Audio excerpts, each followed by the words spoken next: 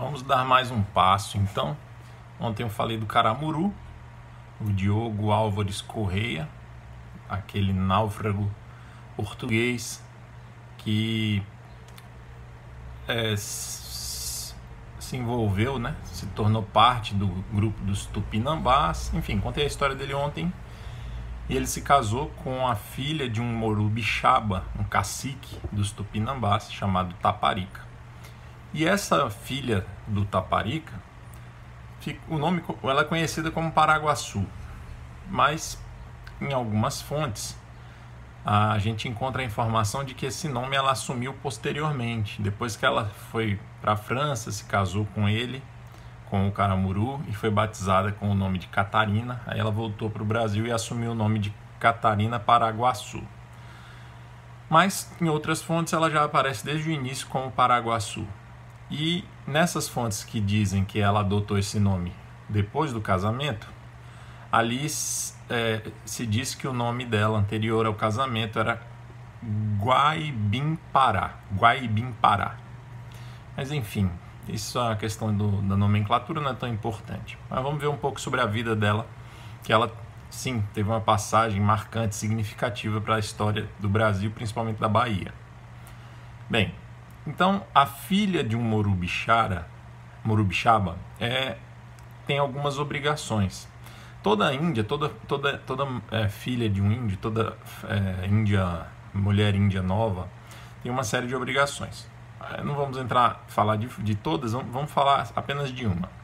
É a obrigação de casar-se com um estrangeiro, entre aspas, né? Alguém de fora da sua tribo. E alguém que agregue valor para a sua tribo. Então, quando uma índia casa com um guerreiro de outra tribo, por exemplo, e aquele guerreiro passa a integrar a tribo dela, é um acréscimo, agrega valor de força, de trabalho, às vezes agrega valor econômico por alguma atividade que aquele índio desenvolve ou pratica. Tá. Além disso, todas as índias tinham essa função entre os Tupinambá, mas além disso, a filha do cacique do Morubixaba tinha uma função diplomática especial, por ser filha de quem era, e geralmente ela se casava com aquele homem que o pai dela considerasse o mais vantajoso. Provavelmente isso aconteceu no caso da Guaibimpará ou Paraguaçu, e o Taparica viu no Caramuru, no Diogo Correia, uma figura de real valor, de que podia agregar muito para os Tupinambá. Talvez porque o Taparica tenha presenciado o Caramuru negociando com traficantes franceses e espanhóis que sempre estavam visitando a costa do Brasil. De fato, eles dois se unem, o Caramuru e a Paraguaçu. Ela aceitava naturalmente a poligamia, já que era natural entre os Tupinambá a poligamia. Não apenas era aceitada, como era incentivada, era natural para eles. E era uma forma, era uma forma de pertencer à cultura deles. Vamos falar só isso para não alongar muito nesse assunto que não é o principal. Bem, na cultura dos Tupinambá, a ideia deles é assim: o índio, o homem, ele é passageiro, porque ele vai na mata caçar, ele vai enfrentar os inimigos, então o risco de vida dele é muito maior. E a mulher é a figura permanente, é a figura que é o elo. Então, quando essa prática do homem casar e ir viver na tribo da mulher tem esse sentido, que a mulher fica ali e ela é o que dá sustentação à tribo, ela é o que dá a base, ela é a âncora da sociedade Tupinambá. Tá. Bem, deixa eu ver o que mais que eu posso dizer aqui para eu não me perder em muitos detalhes. Já falei que ele ontem até eu falei, acho que mencionei agora, né, que ele era muito hábil comerciante, negociador, e isso trouxe muita riqueza para os Tupinambá, e ele se tornou uma figura de destaque, não apenas por ser casado com a filha do chefe, portanto ele mesmo um chefe, mas pela admiração que ele causava nos outros e pelas riquezas que ele trazia para os Tupinambá. Bem, então o tempo passa, ele chegou ali em 1508, entre 1508 e 1510, o Caramuru. É provável que eles tenham se casado, o Caramuru e a Paraguaçu, no século seguinte, na década seguinte. Então ali talvez entre 1512 e 1515, talvez. E quando chega em 1528, eles vão para a França, como eu falei ontem. Lá, a Paraguaçu vai ser batizada como cristã, vai receber o nome da sua madrinha, que era a esposa do navegador que tinha levado eles para a França. Ela se chamava Catarina, então ela adota o nome da madrinha, Catarina, e eles voltam para o Brasil. Sim, lá também, além de batizado, eles casaram, né? Então eles casaram como cristãos. E aí aquela ideia da poligamia continua existindo, porque a Paraguaçu, apesar de parecer muito sincera a conversão dela, mantém ainda a tradição dos Tupinambá. Então é bem provável que o Caramuru continuou com aquela relação com outras mulheres, mas aí, na nossa visão, seria mais um concubinato do que poligamia. Bem, em 1530 e pouco, chega na terra o donatário da Bahia, que é o Francisco Pereira Coutinho.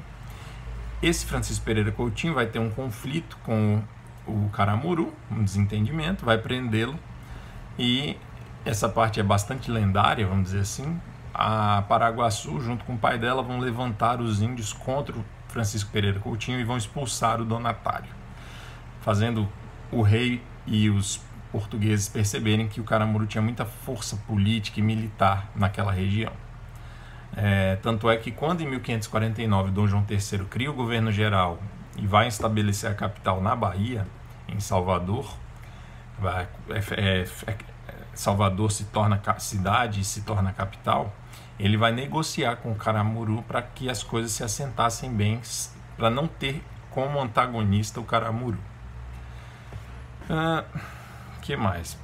Uma das coisas que eles fizeram para selar esse compromisso do Caramuru com o rei foi que a coroa portuguesa deu vários títulos de nobreza para os filhos do Caramuru e as filhas do Caramuru, muitas delas. Lembrando que ele teve uma prole muito grande.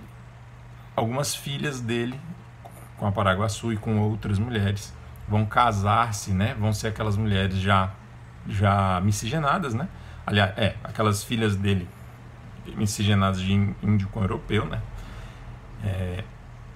Vão se casar com os portugueses que vêm junto com Tomé de Souza quando da fundação do governo geral. Acho que está um pouco confuso, mas espero que esteja dando para pegar aí. Então tá. Então, em 1557 vai morrer o Caramuru vai partir, e a Catarina Paraguaçu vai herdar grande riqueza e muito poder, e vai se tornar cada vez mais, assim, ela conseguiu assimilar muito bem a cultura ocidental, vamos dizer assim. Então ela entendeu o funcionamento da família entre os portugueses, entre os europeus, entendiam dos negócios dos europeus, dos portugueses, e ela vai se tornar uma figura de influência na sociedade baiana, tá? Na sociedade brasileira. Tanto é que ela vai morrer só em 1583 e ela vai ser uma mulher dessas destacadas, uma referência, um expoente da sociedade da época. Ok? Bem, então para terminar, contar uma história muito curiosa, que é a seguinte: a Catarina Paraguaçu, certa vez, teria tido um sonho com uma mulher muito bonita e com um ar assim angelical. E aí, no dia seguinte ao sonho que ela teve, os índios encontraram na praia uma caixa com uma relíquia, provavelmente resultado de algum naufrágio, e dentro dessa caixa tinha uma figura de Nossa Senhora. E quando a Catarina viu essa figura, ela reconheceu como sendo a mesma figura do sonho. E aí, como sinal de agradecimento por aquela visão, digamos assim, ela manda construir uma igreja, e ela vai viver ali com a sua família, nos arredores, no mesmo terreno da igreja que ela mandou construir.